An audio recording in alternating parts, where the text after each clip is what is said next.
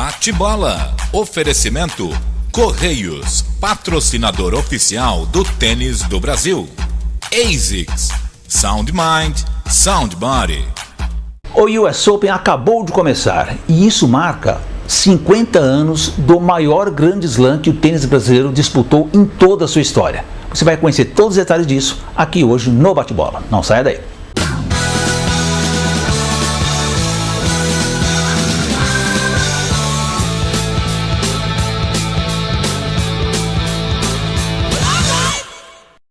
O ano é de 1963. Estamos em Forest Hills, no West Side Tennis Club. 28 de agosto a 8 de setembro, exatamente 50 anos atrás, o tênis brasileiro disputou o maior grande slam da sua história. Veja que coisa extraordinária, Maria Esther Bueno, campeã de simples. Maria Esther Bueno, finalista de duplas. Ronald Barnes, semifinalista da chave de simples. E Thomas Koch, quadrifinalista de simples. E olha só, hein, minha gente, era grama, um piso que sequer existia no Brasil, o pessoal nem tinha onde treinar, obviamente, exceto a Maria Esther, que já era uma tenista mais conhecida e habituada. Então é justamente isso que nós vamos contar no programa de hoje, um pouquinho da história do campeonato e principalmente desses três fantásticos personagens que enriqueceram a história do tênis brasileiro.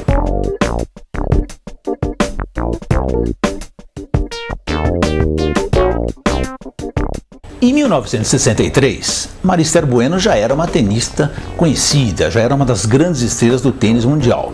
Vamos lembrar que naquele período ela já tinha ganhado o Wimbledon duas vezes, em 1959 e em 1960. E também já tinha vencido uma vez nos Estados Unidos, lá em Nova York, em 1959, sem falar ainda que ela tinha feito uma final de dupla em 60 e conquistado ainda 2 títulos de duplas nesse período.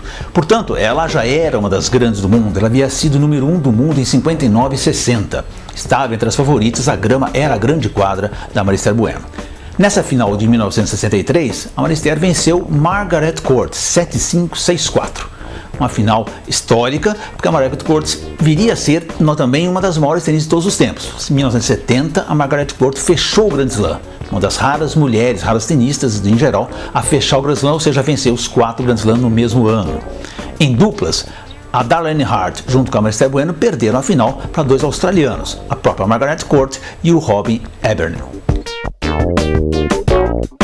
Como vocês bem sabem, a Maria Esther Bueno foi uma das maiores tenistas de todos os tempos, não só aqui no Brasil, mas também do tênis internacional. Ela voltaria a ganhar o Wimbledon 64, ganharia de novo o Aberto dos Estados Unidos, ela seria número 1 do mundo, mais uma vez em 64, né? Esse número 1 do mundo era uma eleição feita ao final da temporada, a Federação Internacional de Tênis indicava quem era a melhor tenista daquela temporada. A Maria Esther, com isso, conseguiu 3 vezes ficar como o número 1, né? Infelizmente, em 1967, a Maria Esther começa a sentir problemas no braço, o problema do tênis elbow.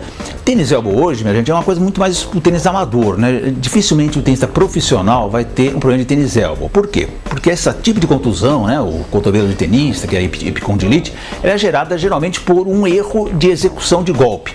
Existe também o problema de excesso de jogo, mas no tênis normal é a questão de um erro de execução de golpe. Isso obviamente dificilmente existe no profissionalismo de hoje, onde se treina muito, muito preparo físico, mas naquele tempo, quando se jogava raquete de madeira, se jogava muito, como eu falei, era simples, era dupla mista. Esse excesso de jogos acaba afetando a Maria Esther, então ela começa a ter esse problema de tênis elbow, que infelizmente é um problema incurável. Ela passou por 7 cirurgias e mesmo assim não conseguiu voltar ao seu melhor. Uma coisa que pouca gente sabe é que a Maria Esther jogou sim tênis profissional. Em 1968, quando começa a era aberta, a era profissional, a Maria Esther ela joga Roland Garros, ela joga Wimbledon e joga o US Open. E vejam só, quartas de final em Paris e Londres e semifinal em Nova York e, portanto, já na era profissional. Depois ela tem uma parada muito grande devido às contusões e volta ainda a jogar em 76, muito tempo depois, vai de novo às quartas de final de Wimbledon, olha que tenista realmente extraordinária ela era, e aí infelizmente ela encerra a carreira em 77 sem poder ter tido, usufruir totalmente do tênis profissional. O segundo grande personagem dessa nossa história de 1963 é Ronald Barnes, um tenista até que muito pouco conhecido aqui no Brasil. Veja só que campanha ele fez nesse torneio. Ele eliminou o cabeça 5, depois ele passou pelo Dennis Houston, que era o cabeça 3, era o grande tenista norte-americano da época, e perde na semifinal para o Frank Froning, um alemão. Portanto, uma campanha extraordinária do Barnes. O Barnes talvez tenha sido o tenista de maior talento nato que nós já tivemos em todos os tempos, isso dito por quem conviveu com ele à época. O próprio Thomas Koch diz isso. O Barnes era o tenista mais bonito que ele viu jogar. Tinha uma esquerda, o backhand, que todo mundo babava, achava era um golpe extraordinário, lembra muito até o nosso Guga de hoje, né? Infelizmente, o Barnes encerrou a carreira dele muito cedo, com apenas 26 anos.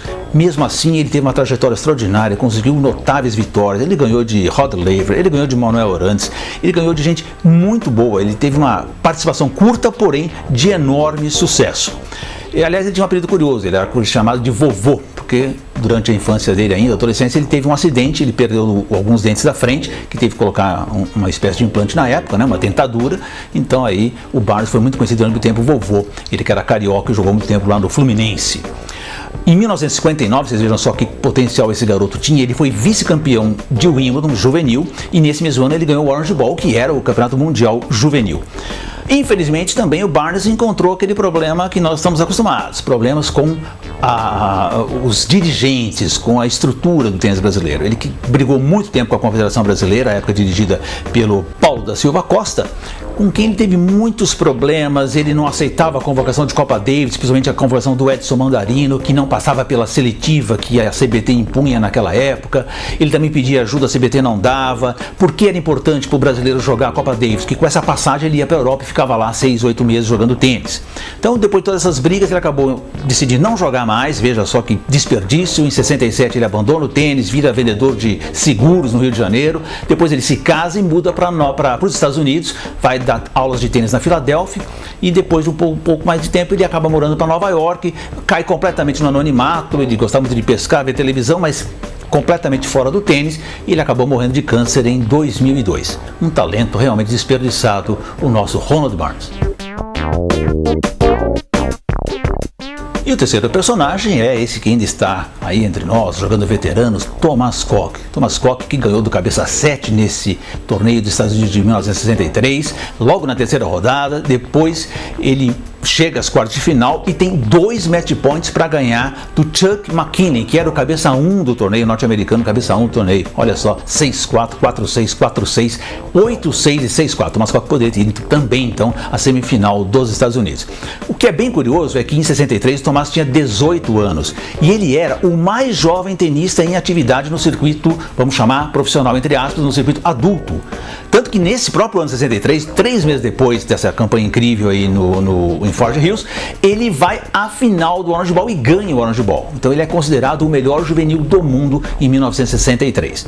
O Thomas teve uma carreira espetacular, ganhou de gente muito forte, ganhou de Rod Laver, ganhou de Arthur Ashe, ganhou de Manolo Santana.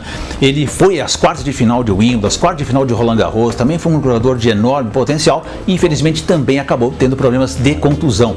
Ele teve hérnia nas costas, hérnia de disco nas costas, isso encurtou muito a carreira dele, ele parou por muito tempo, não conseguia jogar, o jogo dele era saque e voleio, como todo bom tenista da época fazia, e quadra de grama. Mas em 75 o Thomas ainda volta a jogar de uma forma competitiva muito boa. Em 74 havia saído o ranking internacional, ele chegou a figurar como 24 do mundo, era o maior ranking brasileiro até o Gustavo Kirten fazer toda aquela coisa espetacular em 97. E o Thomas, ele além de chegar a 24 do mundo, ele ainda ganhou, para vocês terem uma ideia, do Bjorn Borg em 75 dentro de Estocolmo. Então, era um tenista também de excepcional qualidade que acabou tendo problemas para embalar no tênis profissional que estava ali começando.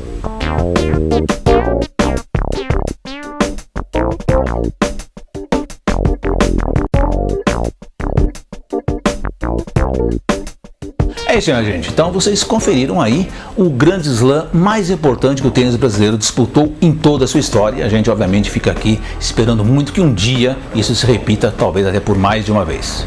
Grande abraço para vocês. Dá pra sentir quando alguém puxa alguém, vai. Às vezes de primeira. Os Correios estão fazendo 350 anos e o SEDEX tem o maior orgulho em ter o DNA dos Correios. Puxamos o jeito de olhar pro futuro e querer se reinventar sempre. Puxamos o jeito de andar por todo esse país. E a gente espera ter herdado também a longevidade e um dia chegar aos 350 anos. Só SEDEX é SEDEX, porque só SEDEX é dos Correios. Bate-bola. Oferecimento Correios, patrocinador oficial do tênis do Brasil. ASICS, Sound Mind, Sound Body.